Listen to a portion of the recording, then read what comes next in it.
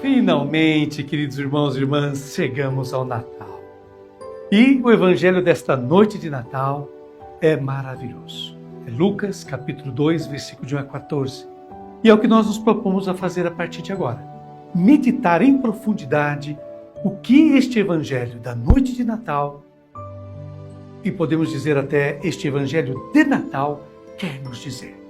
E o tema que eu escolhi para a liturgia desta noite é: Deus se humaniza para salvar a todos. Vou repetir. Deus se humaniza para salvar a todos. Enquanto o poder diviniza a si mesmo para dominar melhor os seres humanos, Deus se humaniza para salvá-los. Esta é a mensagem da véspera de Natal que a igreja escolheu com o Evangelho de Lucas. Pois bem, comecemos a ler este Evangelho. Primeiramente os versículos de 1 a 3. Aconteceu que naqueles dias, César Augusto publicou um decreto ordenando o recenseamento de toda a terra. Este primeiro recenseamento foi feito quando Quirino era governador da Síria. Todos iam registrar-se, cada um na sua cidade natal. César Augusto é Otaviano, o primeiro que assumiu como subtítulo Augusto, que significa digno de veneração. É o poder que se diviniza. Por terra, entendemos toda a terra habitada, ou seja, o Império Romano. Portanto, é o poder que se diviniza para melhor dominar as pessoas e, acima de tudo, para subjugá-las e arrecadar impostos, dinheiro. Porque o censo, na época, servia para isso, para o pagamento de todos os impostos. E o evangelista também nos dá algumas indicações a respeito desse censo. Mas o que o evangelista quer transmitir não é tanto um relato histórico, mas teológico. O censo, na Bíblia, sempre foi visto como um ataque a Deus, pois Deus era o Senhor da terra e dos seres humanos. Então aqui há uma usurpação. E o movimento dos zelotas, por exemplo, nasceu como uma resistência, como um protesto contra essas formas de censo que os romanos impunham naquela época. Prossigamos agora lendo os versículos de 4 a 5 do capítulo 2. Por ser da família e descendência de Davi, José subiu da cidade de Nazaré, na Galiléia, até a cidade de Davi, chamada Belém, na Judéia, para registrar-se com Maria, sua esposa, que estava grávida. Aqui está uma surpresa, pois o evangelista escreve a cidade de Davi chamada Belém. Contudo, na Bíblia, a cidade de Davi sempre foi Jerusalém, a capital, onde este rei começou sua monarquia, seu reino. Bem, o evangelista não concorda. Para ele, a cidade de Davi é Belém. Em Belém, Davi era pastor. Em Jerusalém, ele era rei. O evangelista quer deixar claro que aquele que está para nascer não terá as características de um rei, mas de um pastor. Lucas escreve, para registrar-se com Maria, sua noiva. Literalmente em grego é usado te emenesteumene, aquela que lhe era prometida. E aqui é surpreendente encontrar essa expressão, aquela que lhe era prometida. O matrimônio judeu era realizado em duas etapas. A primeira, o noivado, e a segunda, as núpcias. Bem, aqui está um casal que permaneceu na primeira fase do casamento, o noivado. Este termo noiva suscitou grande escândalo na comunidade cristã dos primeiros tempos.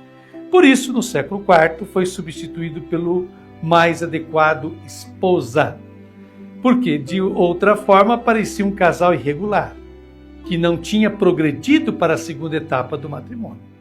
Mas no texto original, Maria é chamada aquela que está prometida a José. Vejam só vocês, a noiva, portanto. Prosseguimos agora lendo o versículo 6. Enquanto estavam em Belém, completaram seus dias para o parto. Existem algumas tradições lindas, românticas, sentimentais sobre o Natal, que, porém, correm o risco de distorcer a mensagem do evangelista. Vejam só vocês, não é que quando chegaram a Belém se completaram os dias do parto para Maria. Mas, escreve o evangelista, abre aspas, enquanto estavam naquele lugar. A viagem de Nazaré a Belém era feita a pé. Enfim, uma mulher, nos últimos meses de gravidez, certamente não poderia fazer aquele caminho tão longo. Pois bem, prossigamos então. Versículo agora 7 do capítulo 2 de Lucas. E Maria deu à luz o seu filho, primogênito. Ela o enfaixou e o colocou na manjedoura, pois não havia lugar para eles na hospedaria. Então, eles chegaram quando Maria ainda tinha condições de realizar toda aquela viagem. Então, eles chegaram em Belém bem antes da data do parto. Porque o evangelista escreveu que este filho é o primogênito. Por que ele fala isso? Será que depois Maria teve outros filhos? Não, não é isso. É que primogênito é o filho do sexo masculino nascido primeiro, o qual deve ser consagrado, de acordo com o livro do Êxodo, capítulo 13, versículo 2. E consagrado ao Senhor, obviamente. Portanto, Jesus será consagrado ao Senhor, por ser o primeiro do sexo masculino a nascer de Maria e José. Envolveu em faixas. Os detalhes dos panos são uma referência ao livro da sabedoria no Antigo Testamento, para indicar que Jesus nasceu como todos os outros seres humanos. De fato, no livro da sabedoria lemos que, abre aspas, envolto em faixas, fui criado entre cuidados. Nenhum rei começou a existência de outra maneira. Para todos é uma só a entrada na vida e uma só a saída. Está no capítulo 7, versículos de 4 a 6, de sabedoria. Então Jesus nasceu como todas as outras crianças. E deitou-o numa manjedoura.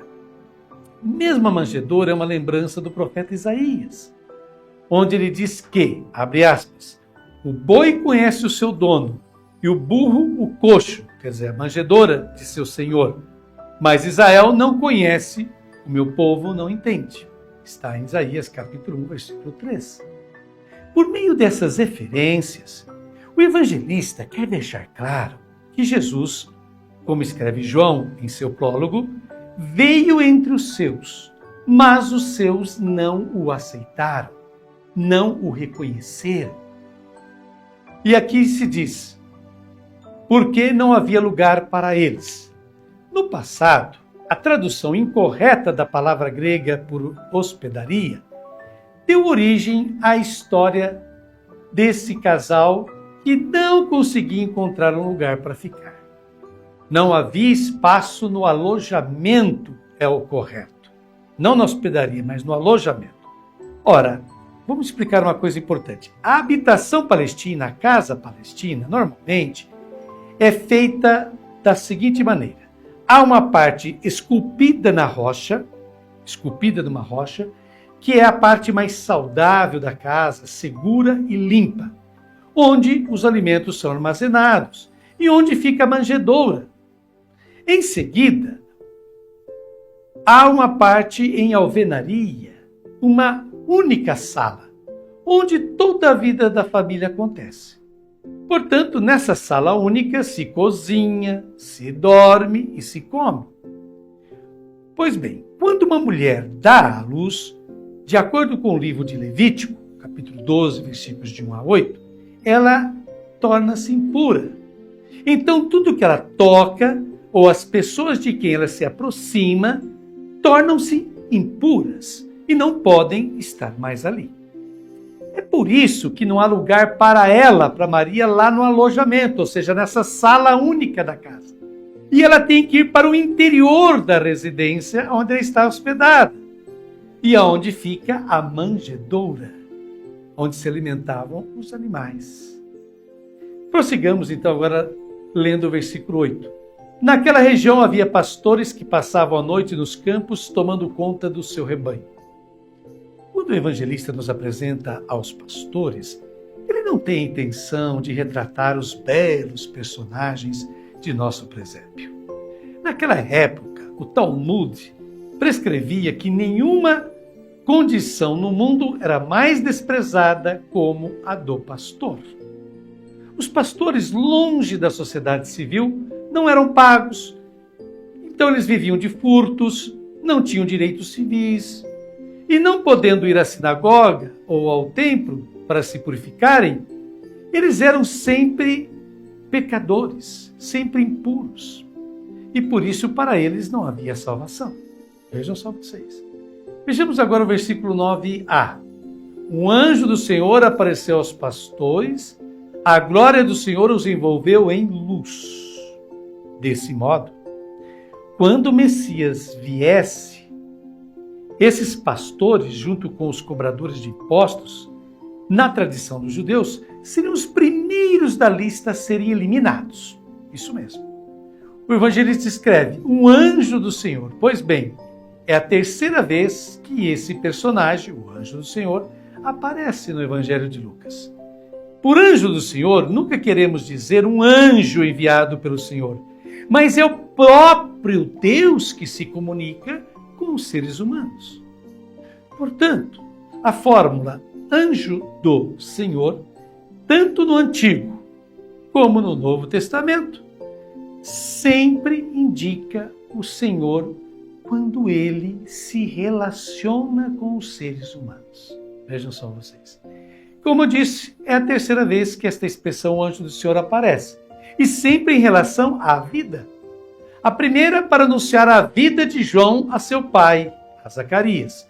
A segunda vez que aparece o anjo no Evangelho de Lucas é para anunciar a vida de Jesus a Maria. E agora ele aparece para anunciar o Salvador aos pastores. Apresentou-se a eles. Este anjo do Senhor era representado no Antigo Testamento com uma espada desembainhada nas mãos, portanto, para punir os pecadores. Bem, quando Deus se apresenta diante dos pecadores, não os ameaça, não os castiga, não os abate, mas, e aqui estão as notícias, as boas novas de Jesus, a glória do Senhor os envolveu em luz. Vejam só vocês. Prossigamos lendo agora o versículo 9b até o 10. E eles ficaram com muito medo.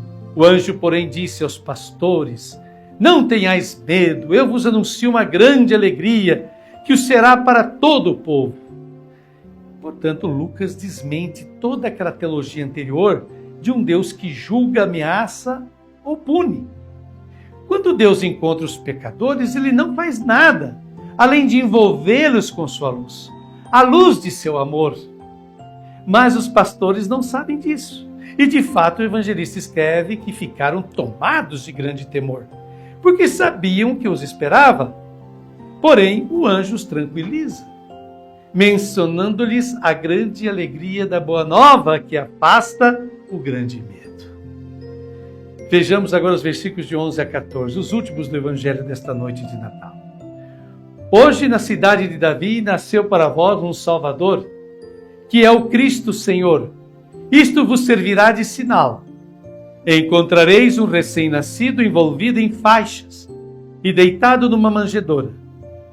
E, de repente, juntou-se ao anjo uma multidão da corte celeste. Cantavam louvores a Deus, dizendo, glória a Deus no mais alto dos céus e paz na terra aos homens por ele amados. E qual é essa grande alegria? Quem nasceu? O carrasco?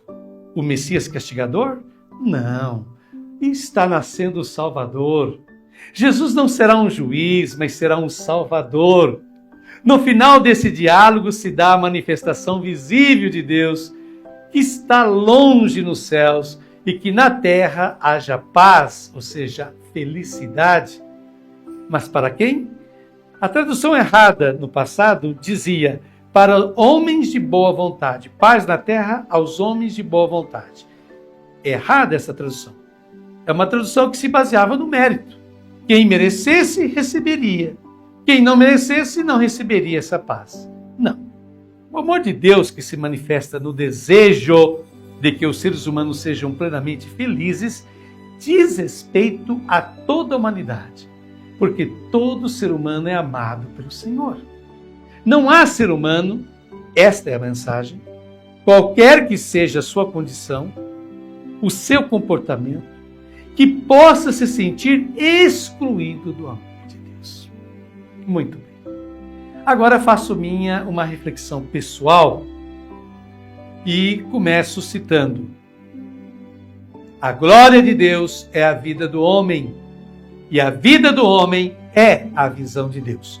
Esta é uma famosíssima frase de Santo Irineu, que viveu no século II depois de Cristo.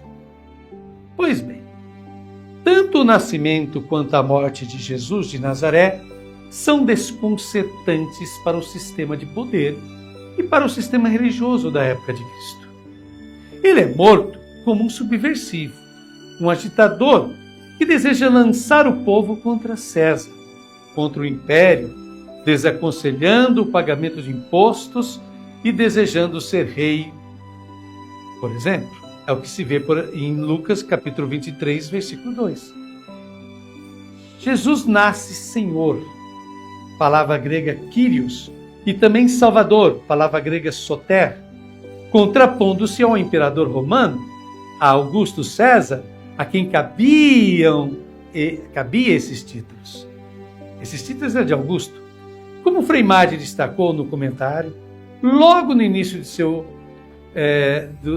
do comentário dele, o poder humano quer se fazer passar por divino, a fim de melhor dominar e oprimir os seres humanos. Deus se faz ser humano, se humaniza, justamente para salvar esse ser humano dominado. Jesus nasce, segundo a teologia de Lucas, envolvido no plano de expoliação tributária do Império Romano. Por isso ele nasce na periferia, entre os mais periféricos dos periféricos, ou seja, os pastores.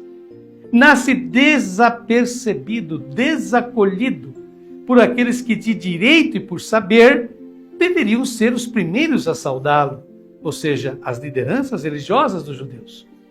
Não por acaso Jesus ficará contente em perceber que são os pequenos, os fracos, os humildes, aqueles que ninguém dá valor, os primeiros a dar ouvidos de verdade à sua mensagem. Abre aspas. Eu te louvo, Pai, Senhor do céu e da terra, porque escondeste estas coisas aos sábios e entendidos e as revelaste aos pequeninos, como se encontra em Mateus capítulo 11, versículo 25. Jesus nasce como toda e qualquer criança. Por isso o detalhe de estar envolvido em faixas, justamente para valorizar, tornar digna a vida de todo ser humano na face desta terra.